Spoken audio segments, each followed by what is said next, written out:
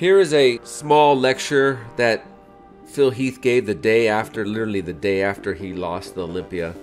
And in this part of the lecture, he talks about Kai Greene, Generation Iron, and a couple other things.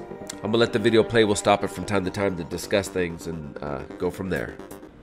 You're getting new fans on this journey too. Well, I saw it happen with Jay, and I saw it happen with Kai. I mean, shit, Kai's ass got more fans than me going at it with him. You know, because they wanted to see, man, shit. You imagine, like, if he would have won, man, that would have been hard.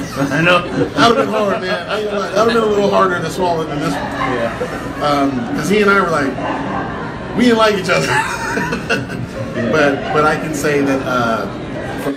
What's funny about that, but like the whole rivalry he had with Kai Greene, you know, these are Phil Heath and Kai Greene are two very competitive people, and they're competing at the top of their game, the Olympia.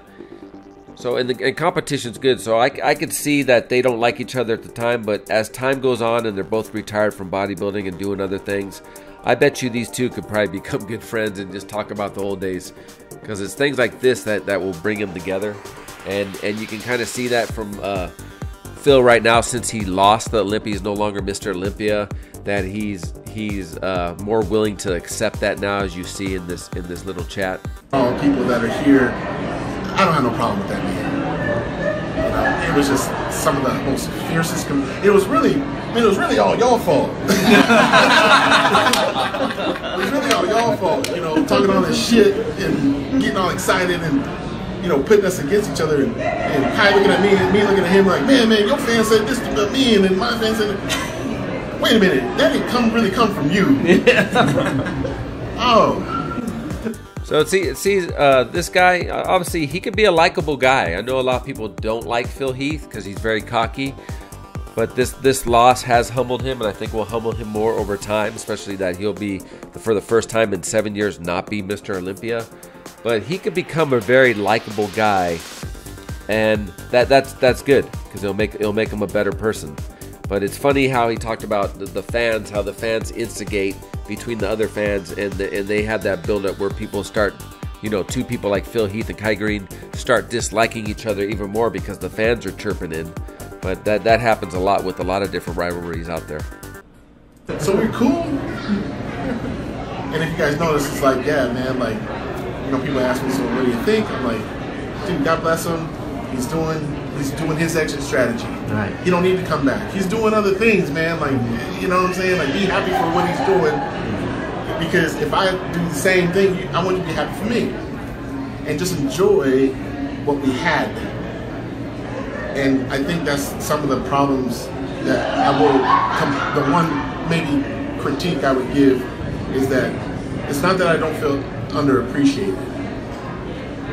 I feel like sometimes you don't get celebrated while you're a champion, but you do like after. Yeah.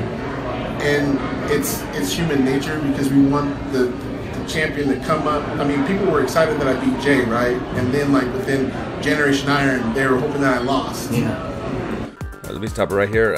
So two things there. It'll be interesting if next year Kai Greene does compete and Phil does come back to compete, and then you have Sean Roden trying to repeat. I'll make for a great Mr. Olympia, and we'll see how all these people interact now, since since Phil Heath is no longer the current champ, and he'll have a different attitude, and he won't be the guy that everyone's gunning for. Everyone will be gunning for Sean Roden's spot.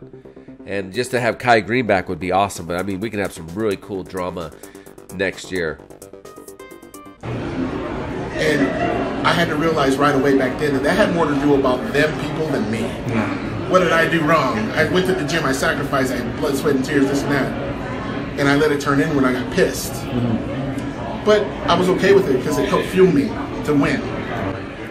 And don't get me wrong, a lot of this hate that Phil Heath has, he did make, because he hasn't been accessible to the fans as much as say a Jay Cutler. Jay Cutler's a perfect Mr. Olympia, in the sense that he always acts like a Mr. Olympia, even when he's no longer the current Mr. Olympia, and he is truly a great ambassador for bodybuilding. And Phil Heath hasn't really been that good of an ambassador for bodybuilding. and he's been out there trying to capture all these titles. But you gotta, it being a good Mr. Olympia, as we learned from Lee Haney, who has 8 titles, but no one ever talks about Lee Haney. But everyone always talks about the 8 titles Ronnie Coleman has. And that's because Lee Haney, same thing. He wasn't that good of an ambassador for bodybuilding. And Ronnie Coleman was. Ronnie Coleman's always at all the different expos around the country and around the world, and was always putting himself out there, was always at these Olympias even after he retired, and has been big on social media since social media has gotten big. And Phil Heath really hasn't. He has, in a way, been a very selfish Mr. Olympia, and that's come back to bite him. Just the way also it happened with Barry Bonds when he broke the home run record. He was celebrated at the time, but now that time's passed and he's retired, no one looks up to him as they would if he would have had a better character, which he didn't, where he was all business. And nowadays, especially with social media, you can't just be all business. You have to be business to get what has to be done and accomplish the goals, but then you have to be out there interacting with the fans, because without the fans, you have nothing. And I think that's hurt Phil Heath. So after that movie and everything, that's when I became the dream killer. I just didn't start talking about it until recently. So I was like, no one has the balls to be the villain, especially when you're good looking. So no one will be the villain, you good looking. So, you know, I was like, I'll be the hero and the villain. WWE, man, you're the hero one day, you're the villain the next. And, you know, I took that on. And even Kai admitted it. He's like, you never see that. I said, yeah, man, them guys at Generation 9, they made you look like you was broke as hell, this and that. I know. And I'm living on the high line. I said, dude, you was making money, driving a nice car, and this and that. But I was disappointed in the fans for not figuring that out on their own. Right. But, you know, sometimes you can't, when you're in life, you're going to be misunderstood, you're going to be misquoted. Yeah, so about Generation Iron is I like those movies / documentaries, but you know, being in the movie business myself, I see how they have to have a villain, they have to have a hero. And I remember in the first Generation Iron, you know, they made Kai Greene the underdog, the poor guy, and they made Phil Heath the cocky champion, and he's rich and he has everything, and Kai Greene has nothing, and he's just trying to win a title, and he came up from a harder background than Phil Heath did, and that they do that in the movies to make them interesting, because if they're 100% honest, it might be a boring movie / documentary. And they did that with the first Pumping Iron with Lou Ferrigno. They made him, you know, seem like the underdog, and he was an underdog, but they built up this whole like poor Lou Ferrigno, and look at this cocky Arnold Schwarzenegger. And when it came down to it, you know, Arnold won the Olympia, and Lou Ferrigno didn't even play second, so it wasn't even really even close. But they built up between the two of them for the entertainment value, because they're trying to sell a movie, and that's what they need.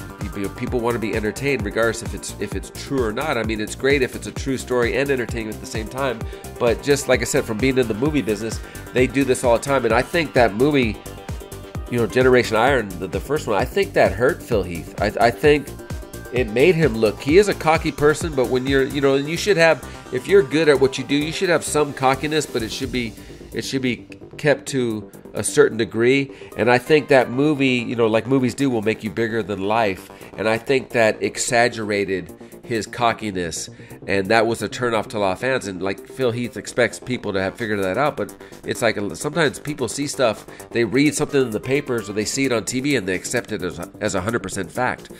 So basically, it's up to you to dispel the rumors from the truth. And like I said, Phil Heath, he hasn't been that good at doing that. And this has come back to hurt him. And now that he's not Mr. Olympia, I think he's realizing that. But I think he has time still. He has time to change things around. I don't know how much he can do that, but I think he will, and he'll come back, and things will be better next year. But we shall have to see. But go ahead and leave any questions, comments down below. Let me know what you guys think. If you're not already subscribed to the channel, go ahead and subscribe. And I will catch you guys in the next video. MrYorkieLoverFitness.com